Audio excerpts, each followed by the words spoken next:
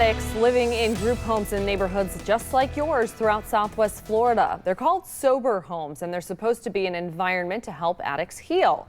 But a Four in Your Corner investigation is uncovering the dark side of these homes, where fraud, drug use, even death have become an ongoing cycle. Four in Your Corner's Deborah Souverain has been investigating what exactly occurred. Deb. Amy, drug addicts choose to live in sober homes for one simple reason. They want to remain sober. The people living in the home we investigated had to sign forms agreeing to random drug tests and other house rules. They thought it was a certified sober home run by licensed professionals.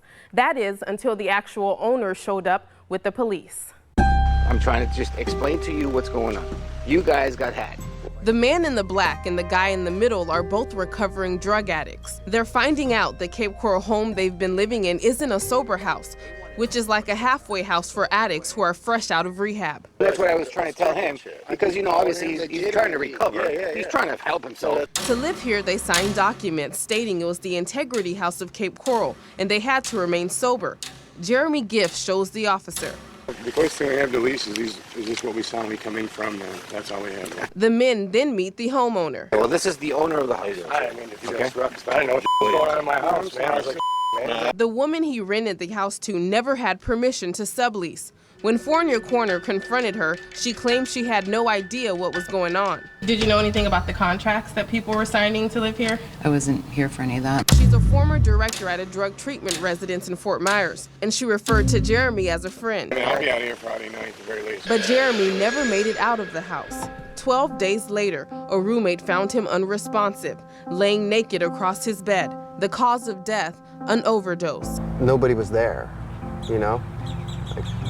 Somebody could have found him, but they didn't for God knows how long, you know, a day, 2 days, because it wasn't a legitimate halfway house. Brett is a close friend of Jeremy's. He says no one from the home contacted Jeremy's family after his death. They found out on Facebook. It's kind of disappointing that he went somewhere that wasn't authorized. They weren't, you know, they didn't know what they were doing. And this is the result. By law, sober homes are not required to be certified. And if they aren't, state guidelines on safety and drug use prevention are not mandatory.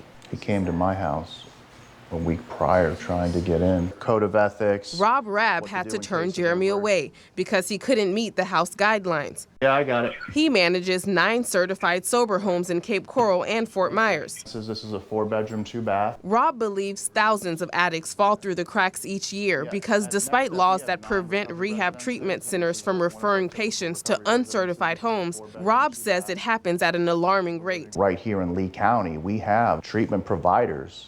We have a 72-bed private treatment center that's breaking the law. Florida's drug treatment industry is $1 billion business, and sober homes are popping up in neighborhoods like yours all over Florida. But a lack of regulation has led to many shady operators, where allegations of rape, human trafficking, and illegal drug use run rampant. They are still unregulated, uncertified, unregistered.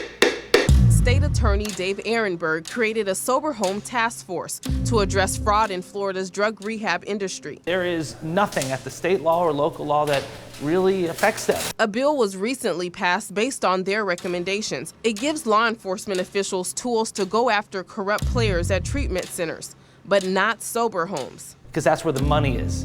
These models are not recovery models, they are relapse models. That's because drug addiction is considered a disability, and federal law protects them against any limits on where they can live. However, when run properly, sober homes can change lives.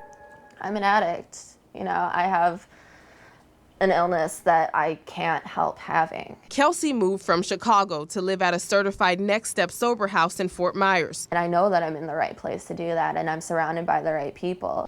She's one of the lucky ones. With no laws to go after shady sober home operators, being one of the lucky ones is what some have to hope for. Do you think Jeremy was one of the ones that should have made it, should have been here still today? I don't want to say should have. Because again, that's God's plan. I thought he was. I thought he would be here. Jeremy's story is like thousands of others who come to Florida for help only to be caught up in someone's money-making scheme. If you'd like more information on sober homes or how to find one for a loved one, click on this story on our website, fox4now.com. In studio, Deborah Souverain, Fox 4, in your corner. All right.